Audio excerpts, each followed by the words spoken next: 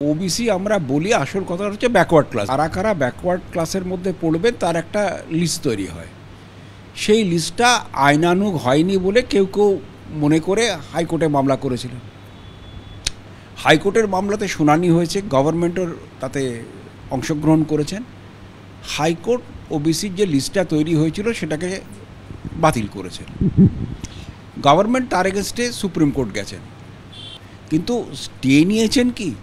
যদি স্টে না নিয়ে থাকেন, আমি যা আইন জানি তাতে হচ্ছে যে mere pendency of an appeal is not stay, there must be an express order of stay.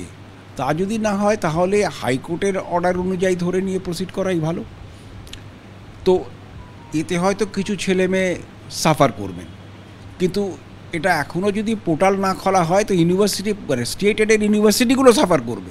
তার কারণ হচ্ছে গত বছরে আমাদের যা এক্সপিরিয়েন্স, ভালো ছেলে এবং যাদের অবস্থা আছে তারা সব প্রাইভেট ইউনিভার্সিটি বা বাইরে চলে যাচ্ছে। ওবিসি সংরক্ষণ বিতর্কে কলেজ বিশ্ববিদ্যালয়ে ভর্তি বন্ধ। এই ওবিসি সংরক্ষণ বিতর্কের কারণে কলেজ বিশ্ববিদ্যালয়ে বেনজির অনিশ্চয়তা দেখা দিয়েছে। যাদবপুরে 2 বিভাগে স্নাতক স্তরে ভর্তি স্থগিত হয়ে গিয়েছে। ভর্তির জন্য এখনও খোলেনি রাজ্যের কেন্দ্রীয় পোর্টাল। ভর্তির প্রক্রিয়া তাই শুরুই করতে পারল না কলেজ বিশ্ববিদ্যালয়।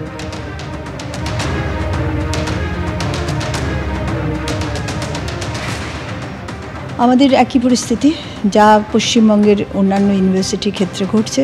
আর আমাদের ইউনিভার্সিটি হচ্ছে সবথেকে বড় ইউনিভার্সিটি, সবথেকে বেশি সংখ্যার কলেজ আমাদের অ্যাফিলিয়েটেড কলেজ রয়েছে।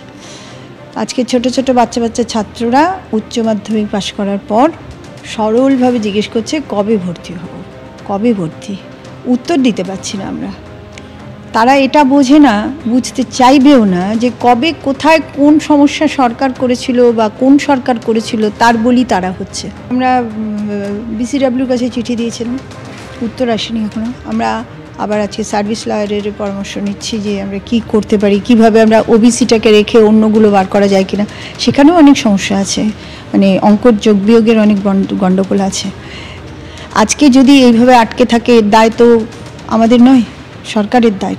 এবং সেই দায়টা আমরা একটু আলোচনা করে দেখি যে আমরা কীভাবে রাস্তা বার করতে পারি। কারণ বাচ্চারা এভাবে কিন্তু বসে থাকবে না, পিজির বাচ্চারা তো আরোই বসে থাকবে না, তারা কিন্তু বাইরে চলে যাবে। প্রাথমিক নিয়োগ দুর্নীতিকে দুর্নীতি বলতেই নারাজ প্রাথমিক শিক্ষা পর্ষদ। প্রাথমিক নিয়োগ দুর্নীতি মামলায় আজ কলকাতা হাইকোর্টের শুনানি ছিল। সেই শুনানিতে প্রাথমিক শিক্ষা পর্ষদের তরফে সওয়াল করে বলা হয় যে নিয়ম না মানলে সেটা দুর্নীতি নয়। সওয়াল করে প্রাথমিক শিক্ষা পর্ষদ বারবার দুর্নীতি দুর্নীতি দুর্নীতি বললেই দুর্নীতি প্রমাণ হয় না। সওয়াল করে বলেন পর্ষদের আইনজীবী, দুর্নীতি বলতে হলে নির্দিষ্ট করে এক বা একাধিক ব্যক্তিকে চিহ্নিত করতে হবে। অবৈধ আর্থিক লেনদেন হয়েছে সেটাও প্রমাণ করতে হবে। সুবিধা পাইয়ে দেওয়ার জন্য ঘুষ নেওয়া হয়েছে সেটাও প্রমাণ করতে হবে সওয়াল পর্ষদের।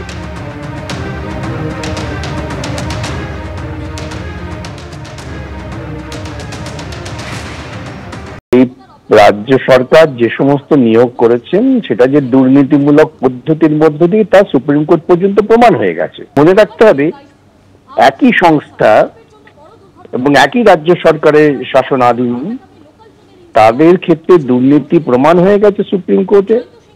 তদন্ত হয়েছে, তদন্তের মধ্য দিয়ে বহু দুর্নীতি যে হয়েছে, টাকা ইনকাম হয়েছে তার সামনে এসেছে।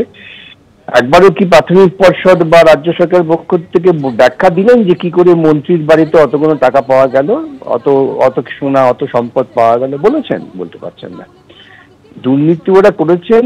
দুর্ভাগ্য যে দুর্নীতিকে আড়াল করবার জন্য আরো সময় নষ্ট করছেন এবং আরো বিভ্রান্তি সৃষ্টি করার চেষ্টা করছেন। আমরা যখন আমাদের সওয়াল হব তখন দেখিয়ে দেব যে দুর্নীতিটা কত গভীরে আছে, যে দুর্নীতির সংজ্ঞা।